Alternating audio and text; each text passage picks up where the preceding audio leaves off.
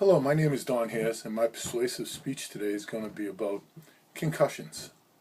How are they obtained, and what can we do about them? See, there's been a lot of talk lately about football concussions. What is a concussion exactly? A concussion is a traumatic brain injury, which comes from rattling of the brain. What happens when a brain is jarred is there's a sense of immobility, blurry vision, sometimes loss of memory. All of these things can have an everlasting effect on the individual who obtains the concussion. In the past, when I was younger years ago, they used to speak about dings and getting your bell rung in a minor head injury. There's no such thing as a minor head injury. Any trauma to the brain is a major injury, which could, in the future, cause serious debilitating problems. So what we want to do is find out in this speech the causes of a brain injury, the materials, and the preventative measures to obtain them. So in speaking about the concussion, we talk about the rattling of the brain. We talked about the symptoms, how we can see how a person receives that injury. So any type of injury to the head jars the brain, creates trauma to the brain. So what we want to do is talk about the safety of football and the helmets used. Recently, Virginia Tech did a study, and they did a 5-star study on the issues of the helmet and which helmets did the best to prevent head injuries. Rydell 360 came in first place with a 5-star rating.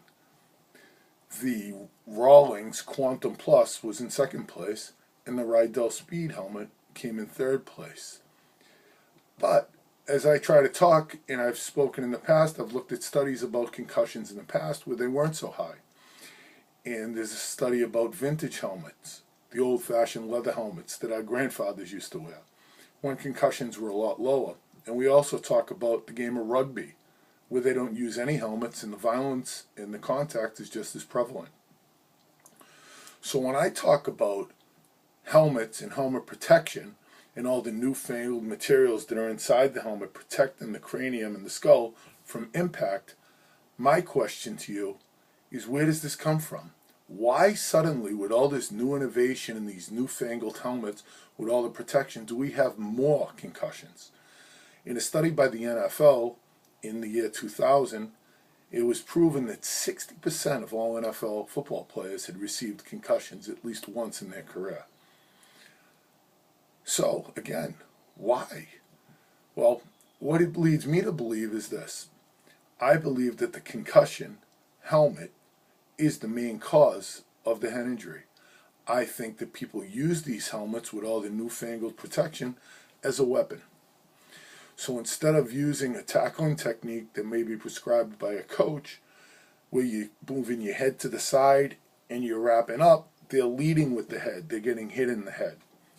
So, what can we do to prevent these concussions? First of all, there has to be an awareness. People have to know that if you get your bell rung, as they say, you will not stay in the game. In high school, there's a new rule that the trainer is really responsible for it, or the coach. If you see that someone has a head injury, they are out of the game. We pull them out, they can't go back into the game until they get cleared, which usually, it's high school football, we do not allow them back in the game until they get doctor's clearance, and then there's a graduated procedure to get them back into action if they pass all of these steps. If they fail one of the steps, then they have to go back to the beginning. So awareness to concussions, the concussion symptoms, and all the materials pertaining to concussions have to be seen. The other thing that we have to do is teach the proper technique. As a coach, we have to teach how to tackle, the proper method of tackling. Between court cases and liability, this is imperative anyway. But we're taught now to teach by grabbing underneath the arms and lifting the head up, instead of in the past where they would tackle and lead with the head. So now we're trying to eliminate the head action from the tackle.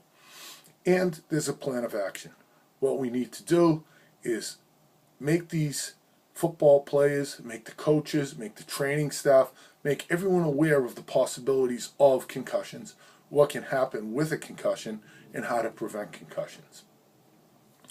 In conclusion, I'd like to say that football is a contact sport. There's going to be contact, and you're not going to eliminate all head injuries. But what we're trying to do is educate the public. We're trying to say that the head injury is most likely caused by human error more often than not than it is by the contact, just based on the facts that we've seen before through the old-time football and the modern football. So what we want to do is educate our players, educate our parents, educate our coaches, and use this learning material as a benefit to everyone who's going to play the game. Football's a great sport. We don't want people getting hurt playing a great sport.